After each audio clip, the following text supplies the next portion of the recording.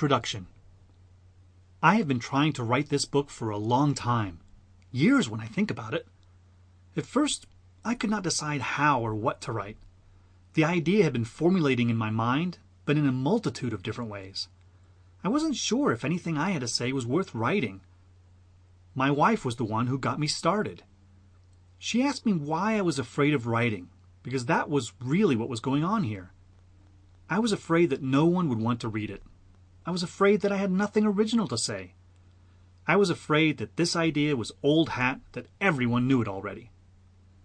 In her own way, my wife slapped me in the face, not literally, and told me that she had never heard of the things that I was talking about.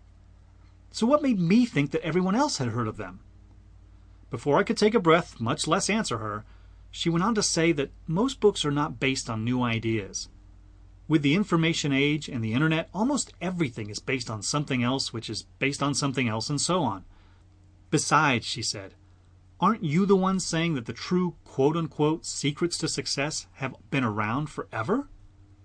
It's tough to admit when she's right, even harder because she reiterated something I said. Of course, I still had another fear to serve up, but before I could gather my thoughts, she cut me off one last time. Her last volley to combat my fear was simple. Even if I didn't have anything new to say, a notion she actually disagrees with, no one could say it in the way I wanted.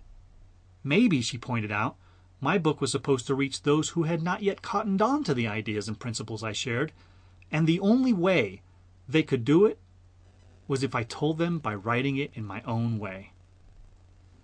It is really hard to argue with my wife, not only because she's an amazing woman and incredibly beautiful, but because she's also intelligent and quite often right. So, I began writing. Although I had the basic concepts in my head for a long time, I found it difficult when I started to write them down. I wanted to explain my ideas in a simple way so that anyone reading this book could grasp them, whether or not they were students of success or beginners. I soon found, however, that my writing was, well, boring. It sounded like every other business or self-help book on the shelf.